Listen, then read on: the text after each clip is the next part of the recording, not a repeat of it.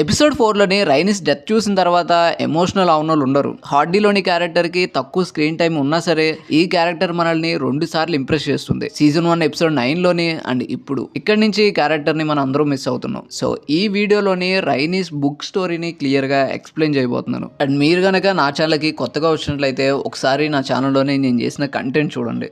ఇలాంటి book story videos నేను already జీఓటీలోని చాలా క్యారెక్టర్స్ మీద చేశాను అండ్ ఇవన్నీ ఒక ప్లేలిస్ట్లో ఉంటాయి. ఇంట్రెస్ట్ ఉంటే వాటిని కూడా చెక్ చేయండి. నచ్చితే ఖచ్చితంగా సబ్స్క్రైబ్ చేయండి. జైరిస్ పెద్ద కొడుకైనా అలానే తన ఎయిర్ అయినా ఏమన్కి తన వైఫ్ అయిన జాస్లిన్కి రైనిస్ పుడుతుంది. జైరిస్కి అప్పటికే చాలా మంది పిల్లలు ఉంటారు. అయినా సరే ఏమన్ ఒక బెరాతియన్ని పెళ్లి చేసుకుంటాడు. జాస్లిన్ ఒక బెరాతియన్ అయినా సరే వాళ్ళ అమ్మ ఒక వెలారియన్. అండ్ అప్పట్లోనే టార్గేరియన్స్ కి బెరాతియన్స్ కి మంచి రిలేషన్ ఉండేది. House of the Dragon season 1 episode 3లో కూడా చాలా మంది అమ్మాయిలు ఒక చోట కూర్చొని మాట్లాడుకుంటూ ఉంటారు. అందులోని జాస్లిన్ కూడా ఉంటుంది. రైనిస్ పుట్టింది 7th day of the 7th moon of the year అని అంటారు. ఏమన్ కి రైనిసే ఫస్ట్ బోర్న్ చైల్డ్. తన ఫాదర్ తర్వాత రైనీసే ఐరన్ థ్రోన్ కి క్వీన్ అవుతుందని అందరూ అనుకుంటారు. తన గ్రాండ్ మదర్ అయిన అలిసానే కూడా రైనీస్ ని అవర్ క్వీన్ టు బి అని అందరికి పరిచయం చేస్తుంది. రైనీస్ చాలా అందంగా ఉంటుంది. అందరి టార్గెరియన్స్ లా కాకుండా రైనీస్ కి బ్లాక్ హెయిర్ ఉంటుంది. వాళ్ళ అమ్మ ఒక బెరాతియన్ కాబట్టి మేబీ రైనీస్ కి బ్లాక్ హెయిర్ వచ్చి ఉండొచ్చు. తను 55 ఇయర్స్ వచ్చేసరికి తన హెయిర్ వైట్ అండ్ బ్లాక్ లోకి మారుతుంది. రైనీస్ ఇంకా అందంగా కనిపిస్తుంది. చిన్నప్పటి నుంచే రైనీస్ చాలా తెలివిగా ఉంటుంది. తన దగ్గర స్టీల్ అండ్ కాపర్తో చేసిన ఒక ఆర్మర్ ఉంటుంది. రైనిస్ తర్వాత మెయిలిస్ అనే డ్రాగన్ని క్లైమ్ చేసుకుంటుంది. మెయిలిస్ని అందరూ రెడ్ క్వీన్ అని పిలుస్తారు. మెయిలిస్ డ్రాగన్ని ఎవరు చూసినా సరే వాళ్ళ ముందు ఒక అద్భుతం ఉన్నట్టు ఉంటుంది. టార్గెరియన్స్ దగ్గర ఉన్న అన్ని డ్రాగన్స్లోనూ మెయిలిస్ ఫాస్టెస్ట్ డ్రాగన్ అనమాట. ఇది కరాక్సిస్ అండ్ వేగర్ కంటే కూడా చాలా ఫాస్ట్గా వెళ్తుంది. దీన్ని ఫస్ట్ క్లైమ్ చేసుకుంది అలిసా టార్గెరియన్. తిను విసేరిస్ అండ్ డేమన్ కి మదర్ అనమాట. విసేరిస్ పుట్టిన తర్వాత ఆ బేబీని తీసుకొని అలిసా మెయిలిస్ డ్రాగన్ మీద తిప్పుతుంది. తర్వాత డేమన్ కూడా ఇలానే చేస్తుంది. సో మెయిలిస్ అలిసా దగ్గర ఉన్నప్పుడు ఏ వార్లోనే పాల్గొనలేదు. తర్వాత ఇది రైనిస్ దగ్గరికి వచ్చిన తర్వాత కింగ్ జెహరిస్తో కలిసి రైనిస్ తన డ్రాగన్తోని రీచ్ పక్కనున్న షీల్డ్ ఐలాండ్స్కి వెళ్ళేది. అలానే తన డ్రాగన్తోని హై గార్డెన్కి కూడా వెళ్ళేది. అంతేగాని తను కూడా ఏ వార్లోనే పాల్గొనలేదు. మెయిలిస్ కూడా వార్ ఎక్స్పీరియన్స్ లేదు. కానీ మెయిలిస్ అండ్ రైనిస్ మధ్యలోనే ఒక బాండ్ ఉంటుంది. తన డ్రాగన్ ఫాస్ట్గా వెళ్తుంది కాబట్టి రైనిస్కి తన డ్రాగన్ని ఎలా వాడాలో తెలుసు. ఈ షీల్డ్ ఐలాండ్స్లోని గ్రీన్ షీల్డ్ అనే ఒక ఐలాండ్ ఉంటుంది. ఇక్కడికి కింగ్ జెహరిస్తో వెళ్ళినప్పుడు రైనిస్ కింగ్తోని కార్లిస్ వెలోరియన్ని పెళ్లి చేసుకుంటానని చెప్తుంది. తను చెప్పిన 1 yearకి కార్లిస్ వెలోరియన్ని పెళ్లి చేసుకుంటుంది. అప్పటికే కార్లిస్ ఈసోస్ అంతా తిరిగి వస్తాడు. కార్లిస్ని పెళ్లి చేసుకున్న 2 yearsకి రైనిస్ ప్రెగ్నెంట్ అవుతుంది.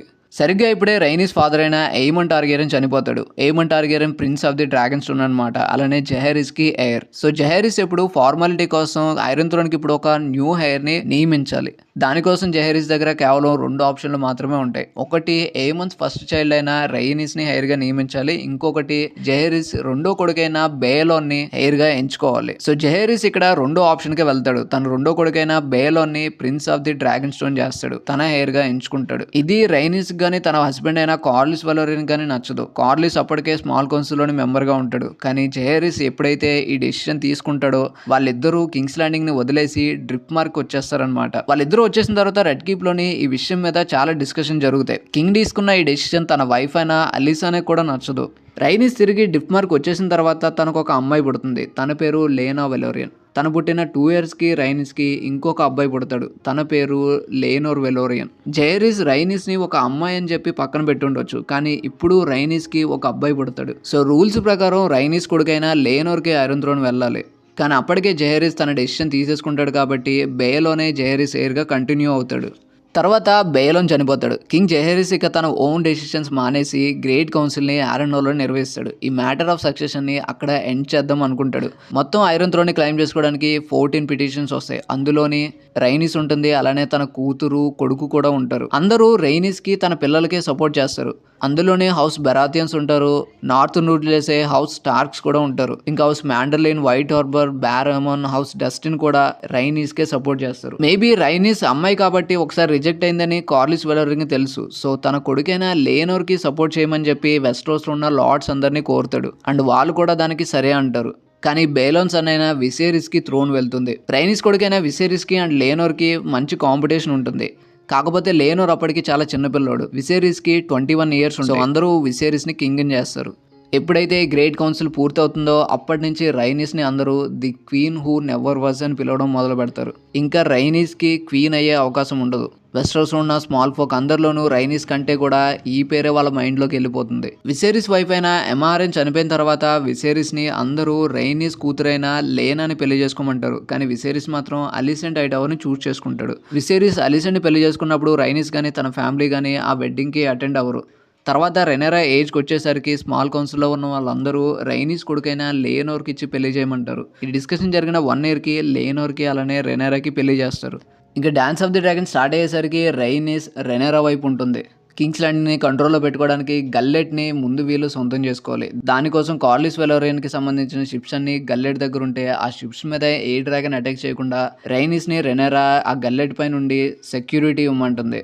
ఇంకా డ్రాగన్ స్టోన్లోని లుసెరిస్ వెలోరియన్ చనిపోయడానికి తెలియగానే రైనీస్ అక్కడికి వస్తుంది.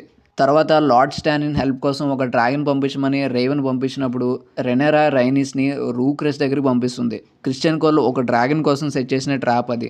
రైనీస్ అక్కడికి వెళ్తుంది కానీ తన మీద 2 డ్రాగన్స్ అటాక్ చేస్తాయి. సో 2 డ్రాగన్స్ని మెయిలిస్ ఎదుర్కోలేదు కాబట్టి ఆ బ్యాటిల్లోని మెయిలిస్తో పాటు రైనీస్ కూడా చనిపోతుంది. ఆ బ్యాటిల్ అంతా అయిపోయిన తర్వాత మెయిలిస్ డ్రాగన్ కింద ఒక బాడీ దొరుకుతుంది. ఆ బాడీ ఎవరిదో కూడా ఎవరు గుర్తుపట్టలేరు. అందరూ దాన్ని రైనీస్ బాడీ అని అనుకుంటారు. ఇది జరిగిన తర్వాత కార్లిస్ వెలోరియన్ తన వైఫ్ చనిపోయినందుకు రెనెరాని బ్లేమ్ చేస్తాడు. రైనీస్ క్యారెక్టర్ని బుక్లో కంటే టీవీ షోలోని చాలా బాగా చూపించారు. చాలా మెచ్యూర్డ్గా చూపించారు. బ్లాక్స్లోని ఉన్న వాళ్ళందరిలోనూ రైనీస్ చాలా కరెక్ట్గా మెచ్యూర్డ్గా ఆలోచిస్తుంది. ఒకవేళ గ్రేట్ కౌన్సిల్లోని విసేరిస్కి బదులుగా రైనీస్ క్వీన్ అయ్యుంటే బ్లాక్స్ అండ్ గ్రీన్స్ అని గోల లేకుండా డాన్స్ ఆఫ్ ది డ్రాగన్ని ఆపి టార్గెరియన్ డైనస్టీని ముందుకు తీసుకెళ్లేదేమో. ఏదేమైనా సరే రైనీస్కి ఈ స్టోరీలోని తనకి దక్కాల్సింది దక్కలేదు. కానీ తన క్యారెక్టర్ చనిపోయేటప్పుడు మాత్రం రైనీస్తోని అందరం ఎంపథైజ్ అవుతాం. సో రైనీస్ క్యారెక్టర్ చూసిన తర్వాత మీకేమనిపించింది కింద కామెంట్ చేయండి. అలానే కంటెంట్ నచ్చే ఛానల్కి సబ్స్క్రైబ్ అవ్వండి. Thanks for watching.